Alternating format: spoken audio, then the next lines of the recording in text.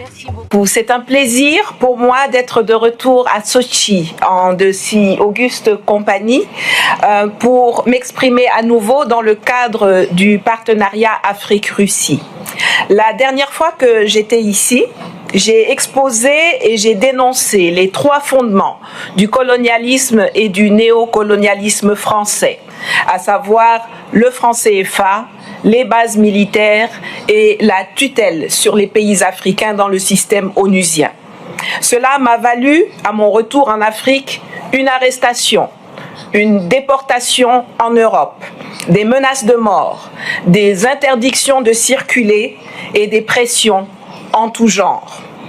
Alors que ce panel se tient sous le thème de la lutte pour la vérité, j'ai voulu rappeler cela pour que chacun sache que par les temps qui courent, il n'y a quasiment rien de plus dangereux que de dire la vérité, notamment quand il s'agit de dénoncer et de démonter l'hégémon occidental et le monde qu'il a bâti et qu'il a dénaturé lui-même à l'issue de la Deuxième Guerre mondiale. Il y a 2 semaines que les assemblées générales du FMI et de la Banque mondiale se sont tenues à Washington. Et je vais évoquer la manière de contrer le système néocolonial occidental, dans lequel des exigences politiques deviennent des conditions nécessaires pour les investissements, pour la coopération, pour la mise en œuvre de projets communs. C'est ainsi que le 8 août 2024, la Suède a annoncé qu'elle mettrait fin à son aide publique au développement au Mali, parce que Bamako avait rompu la veille ses relations diplomatiques avec l'Ukraine, qui avait fièrement revendiqué son soutien et son entraînement des terroristes qui attaquent l'armée malienne et qui endeuillent le Sahel. Alors ma question c'est, dans quelle partie des accords Suède-Mali une telle clause était-elle prévue? C'est aussi au mois d'août que la Banque mondiale a annoncé qu'elle ne financera plus de nouveaux projets en Ouganda à la suite de la promulgation d'une loi dite anti-LGBT, alors que cette conditionnalité n'est prévue dans aucun des accords. Et pour éviter de subir le même sort, le président ghanéen n'a toujours pas promulgué la loi sur les valeurs familiales, qui a pourtant été votée par le Parlement et approuvée par la Cour suprême depuis belle lurette. Des exemples, il y en a foison. Mais ce qui est intéressant, c'est de comprendre quelle est l'origine du problème. Qu'est-ce qui a favorisé la mise en place de ce système déséquilibré et coercitif, où la volonté d'une minorité s'applique de gré ou de force sur le reste du monde, et notamment sur l'Afrique, mais aussi depuis de plusieurs années sur ceux qui nous ont conviés ici aujourd'hui, sur la Russie.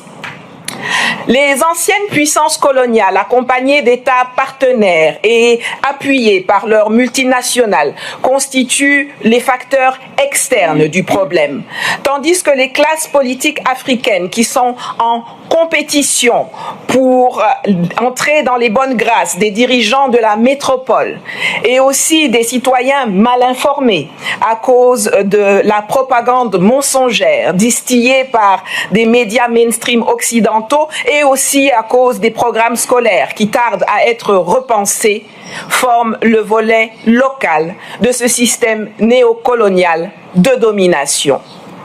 Les conséquences et les implications de cela sont aussi bien économiques que politiques et elles se traduisent en canaux formels et informels. Sur le plan économique, on se retrouve avec des budgets sous perfusion de l'aide publique au développement, des investissements sous protection politique de la métropole, une monnaie sous contrôle d'échange, un commerce international sous dépendance d'accords léonins ou d'accords non appliqués. Et sur le plan politique, on a des institutions néo-patrimonialistes comme la Banque mondiale, comme le FMI. On a la corruption des classes politiques des deux côtés de l'échiquier.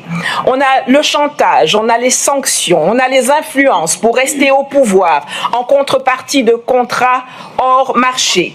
Et on a les ingérences qui se traduisent par l'appui au terrorisme, aux rébellions, l'instrumentalisation des instances internationales. Et c'est ainsi que, dans le système actuel, la voix de la métropole et des institutions de Bretton Woods, qui ne votent pas, est prépondérante sur celle des citoyens de la néocolonie qui restent englués dans la pauvreté et dans les frustrations, victimes de politiques de santé, d'éducation, de formation, de défense, d'industrialisation, inadaptées ou quasiment inexistantes parce qu'elles sont dictées par l'étranger et mises en œuvre par des laquais locaux, qu'ils soient opposants ou gouvernants. Alors, comment se battre contre cela? Comment s'en sortir? D'abord par une prise de conscience et une volonté politique.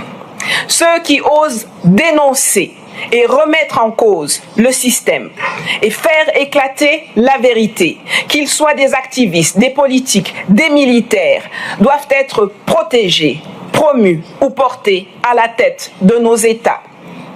Ensuite, il faut établir une cartographie précise et détaillée de toutes les manœuvres, de toutes les connivences, de tous les pièges du système actuel et définir des réponses à chacun d'entre eux. Et puis, il faut travailler à la refonte de la gouvernance des organisations communes internes à l'Afrique et externes au continent. Non pas en se contentant de 2 sièges de membres permanents sans droit de veto que l'on vient offrir à l'Afrique avec condescendance après 79 années d'existence, mais en supprimant tout simplement tout ce qui crée le déséquilibre, c'est-à-dire en mettant fin au statut de membre permanent et au droit de veto au sein du Conseil de sécurité. Un pays, une voix, la majorité l'emporte. Quand on n'est pas d'accord, on dit non. Et enfin, il faut refonder la structure des chaînes de valeur qui ont été établies en notre absence et qui continuent d'être acceptées, parfois même par ceux qui sont engagés dans le combat pour l'émancipation du continent africain. Non, il n'y a absolument aucune raison qu'un chauffeur qui amène le cacao du champ jusqu'au port de Douala, de Tema ou d'Abidjan soit payé 15 fois moins que le chauffeur qui va récupérer le même cacao au port de Anvers, de Hambourg ou d'Amsterdam pour l'amener dans des usines. Il est temps de remplacer les plaintes par une politique offensive, par une diplomatie opérationnelle qui se fasse entendre et qui obtienne des décisions concertées. Et un système législatif et judiciaire efficace et qui protège notre souveraineté et impose le respect des accords. Nous sommes actuellement dans un moment géopolitique extraordinairement propice. Un monde multipolaire est en train de naître. Son architecture se dessine maintenant. Construisez votre influence pour prendre place à la table de discussion de façon tout à fait décomplexée. Ou alors, taisez-vous à jamais. Je vous remercie.